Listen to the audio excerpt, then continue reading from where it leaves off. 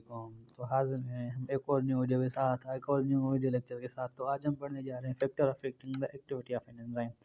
पिछले लेक्चर में हमने पढ़ा था कि कौन कौन से कैरेक्टरिस्टिक हैं किसी भी एंजाइम के। तो आज हम पढ़ेंगे कि फैक्टर कौन से अफेक्ट करते हैं एंजाइम की एक्टिविटी पर। तो सबसे पहले है सबस्ट्रेट कंसंट्रेशन। इससे पहले लिखा हुआ है कि in organism adjust the condition of their enzyme to produce an optimum rate of reaction. यानी कि एंजाइम क्या करता है, कंडीशन को एडजस्ट करता है कि प्रोड्यूस करे ऑप्टिमम रेट ऑफ रिएक्शन। यानी कि optimum means maximum rate of reaction को हासिल कर सके, खुद को एडजस्ट करता है। Where necessary and they may have enzyme which are adapted to function well in extreme condition where they यहाँ कुछ ऐसे जो है वो एंजाइम्स होते हैं जो खुद को अडाप्ट कर लेते हैं कि खुद के जो फंक्शन है वो एक्सट्रीमली कंडीशन में भी जो है वो परफॉर्म अच्छी तरह से कर सकें। तो सबसे पहले कौन सा है factor, substrate concentration. Substrate concentration किसको बोलते हैं, जो कि रिएक्टेंट्स को बोलते हैं। अब सबस्ट्रेट उसको बोलते हैं जो कि रिएक्टेंट्स के प्रोडक्ट में कन्वर्ट होने हैं। तो सबसे पहले क्या लिखा है, it has been shown experimentally that if the amount of enzyme is kept constant, अगर एंजाइम की कंसंट्रेशन जो है वो कांस्टेंट रखी जाए, and the substrate concentration is then gradually increase, और उसके बाद सबस्ट्रेट की कंसंट्रेशन आहिस्ता आहिस्ता बढ़ाते जाएं, तो reaction velocity will increase, reaction की वेलोसिटी क्या होगी, इंक्रीज हो जाएगी। The velocity of reaction will increase until it reaches a maximum, after which the further reaction in the substrate concentration produce no significant। इसमें क्या बोल रहा है कि एक तरफ इसमें ग्राफ में क्या शो किया गया है, रेट ऑफ रिएक्शन, और दूसरी तरफ सबस्ट्रेट कंसंट्रेशन। अब सबस्ट्रेट कंसंट्रेशन जैसे ही हम बढ़ा रहे हैं तो जो एंजाइम है वो उसके साथ जो है वो मिलते जा रहे हैं, और जो है वो रेट ऑफ रिएक्शन इंक्रीज होता जा रहा है। जब सबस्ट्रेट कंसंट्रेशन और एंजाइम जो है वो इक्वली सेचुरेट हो जाएंगे, यानी कि जितने नंबर ऑफ, मिसाल के तौर पर 5 एंजाइम है और 5 सबस्ट्रेट हैं, और एक दूसरे के साथ जब रिएक्ट करेंगे तो मैक्सिमम रेट ऑफ रिएक्शन हमें देंगे। उसके बाद भी अगर हम इनकी जो है कंसंट्रेशन सबस्ट्रेट की बढ़ाते जाएंगे तो एंजाइम बाकी रहेंगे ही नहीं। तो जो इंक्रीज जो कंसंट्रेशन होगी या रेट ऑफ रिएक्शन होगा वो बढ़ेगा नहीं। उसके बाद जो इंक्रीजिंग कंसंट्रेशन ऑफ जो है सबस्ट्रेट वो किसी भी रेट ऑफ रिएक्शन पे जो है अफेक्ट नहीं करेगी। सही है। उसके बाद है in other words enzyme molecule are saturated with substrate, यानी कि जो सबस्ट्रेट होगा वो जितने एंजाइम होंगे और उतने ही जो है वो सबस्ट्रेट जो है एक दूसरे के साथ मिलकर रिएक्शन को, रेट ऑफ रिएक्शन को इंक्रीज करेंगे। अगर बढ़ाते जाएंगे सबस्ट्रेट तो कोई भी उन पर फर्क नहीं पड़ेगा रेट ऑफ रिएक्शन पे, यानी कि एक्स्ट्रा एंजाइम होंगे ही नहीं तो वो रिएक्शन भी नहीं करेंगे।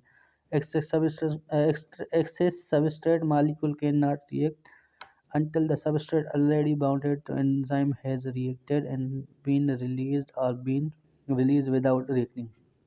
यानी कि जब तक एंजाइम कोई भी फ्री नहीं होगा तब तक जो है वो जो बचे हुए सबस्ट्रेट हैं वो रिएक्ट नहीं कर पाएंगे। उसके बाद है दूसरा फैक्टर जो अफेक्ट करता है इसको, एंजाइम की एक्टिविटी को, वो है टेम्परेचर। प्रोटीन क्या होते हैं, protein nature of the enzyme जो होते हैं वो एंजाइम क्या होते हैं, प्रोटीन नेचर होते हैं, इसीलिए जो है वो बहुत सेंसिटिव होते हैं to the temperature thermal changes. Enzyme activity occurs within the narrow range of temperature in compare to ordinary chemical reactions. Enzyme catalyze by randomly colliding with substrate molecule. अब ये क्या करते हैं, जब हम टेम्परेचर इंक्रीज करते हैं तो क्या होता है कि एंजाइम और सबस्ट्रेट की जो है वो कॉलियन बढ़ जाती है, जिसकी वजह से एंजाइम और सबस्ट्रेट एक दूसरे के साथ मिलकर इंक्रीजिंग टेम्परेचर इंक्रीज द कॉलियन। उसके बाद कॉलियन इनका बीच में बढ़ जाता है, तो इसी की वजह से रेट ऑफ रिएक्शन भी एंजाइम और सबस्ट्रेट के बीच में बढ़ने की वजह से रेट ऑफ रिएक्शन भी इंक्रीज हो जाता है। फार्मिंग मोर प्रोडक्ट, उसके बाद क्या बनता है, जितना यानी कि एंजाइम और सबस्ट्रेट मिलेंगे उतने ज़्यादा हमारे पास क्या बनेगी, प्रोडक्ट बनेगी। However increasing temperature also increase the vibration in structure of enzyme is lost. अब बहुत ज़्यादा टेम्परेचर जब हम बढ़ाएंगे तो क्या होगा, कुछ टाइम के बाद जो वो एंजाइम का अपना एक पर्टिकुलर टेम्परेचर होता है जिस पे वो मैक्सिमम वर्क करता है, उसके बाद वो अपनी स्ट्रक्चर लॉस्ट करना शुरू कर देता है। उसके बाद उसके जो बॉन्डिंग होते हैं, उसकी जो शेप होती है वो टूटना शुरू हो जाती है, और वो एंजाइम जो है वो डीनेचर होना शुरू हो जाता है। These changes decrease the rate of reaction of enzyme. अगर एंजाइम ही नहीं होंगे तो सबस्ट्रेट किसके साथ बाइंड करेंगे, तो एंजाइम नहीं होंगे तो रेट ऑफ रिएक्शन भी जो है वो डिक्रीज हो जाएगा, क्योंकि एंजाइम जो है वो टेम्परेचर बढ़ने की वजह से डीनेचर होना शुरू हो गए थे। इट में बी सीज कम्प्लीटली, ये क्या कर सकता है, एंजाइम रेट ऑफ रिएक्शन को बिल्कुल कम्प्लीटली सीज कर सकता है। अब इसकी समरी में क्या बता रहा है, टेम्परेचर इंक्रीज, पहले क्या हो रहा है कि टेम्परेचर इंक्रीज कर रहे हैं तो initially the rate of reaction will increase, यानी कि इंक्रीज होने की वजह से रेट ऑफ रिएक्शन भी इंक्रीज हो रहा है। Because of increase kinetic energy, क्योंकि कोलियन होने की वजह से उनमें मोशन आएगा और काइनेटिक एनर्जी बढ़ेगी, जिसकी वजह से रेट ऑफ रिएक्शन भी इंक्रीज होगा। The effect of bond breaking will become greater and greater, जिसकी वजह से जो है वो बॉन्ड ब्रेकिंग की वजह से ग्रेटर और ग्रेटर जो है वो उनकी बॉन्ड ब्रेकिंग होगी, इसकी वजह से रेट ऑफ रिएक्शन भी इंक्रीज होगा।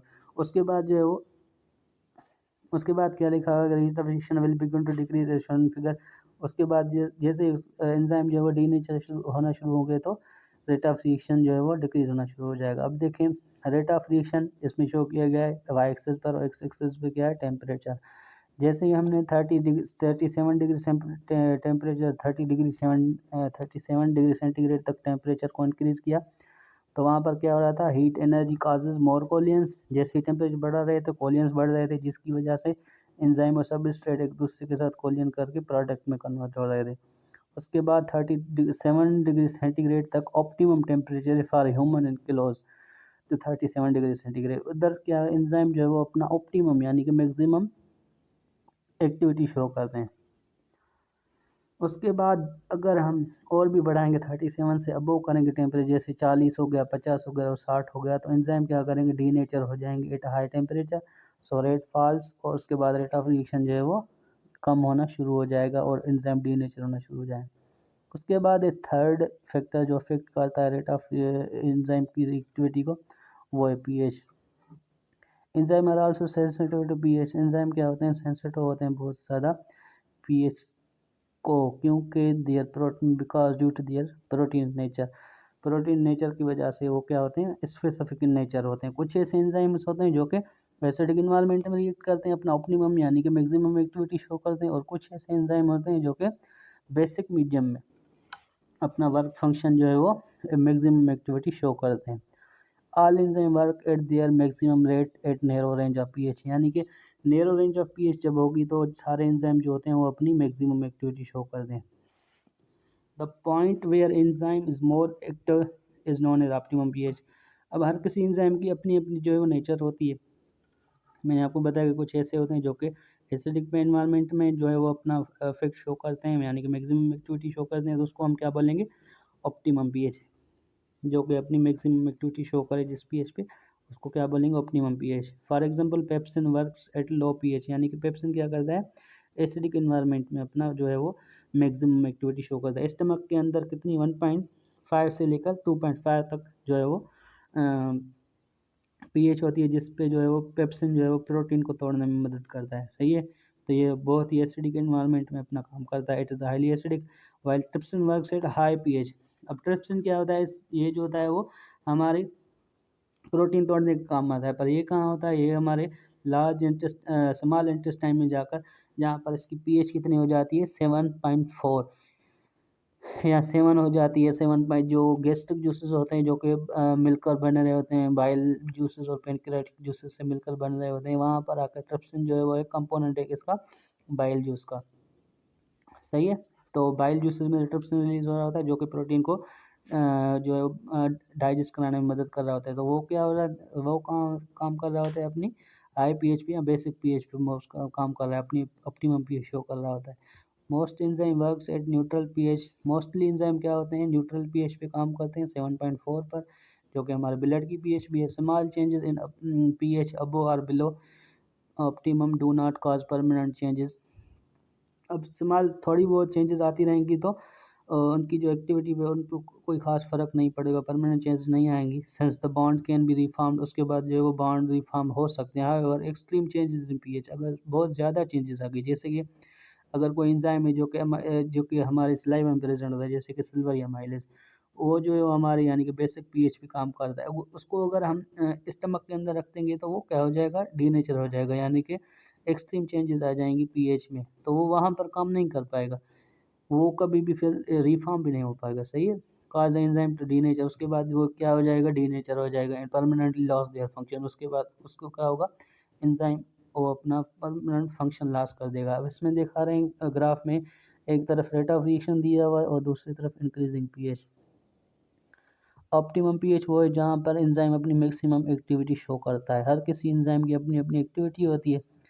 कुछ ऐसे होते हैं जो कि एसिडिक एनवायरनमेंट में फंक्शन करते हैं और कुछ ऐसे होते हैं जो कि बेसिक एनवायरनमेंट में, और कुछ जो होते हैं वो न्यूट्रल एनवायरनमेंट में अपना फंक्शन मैक्सिमम परफॉर्म करते हैं। तो बस यही था आज तक। अल्लाह हाफिज़।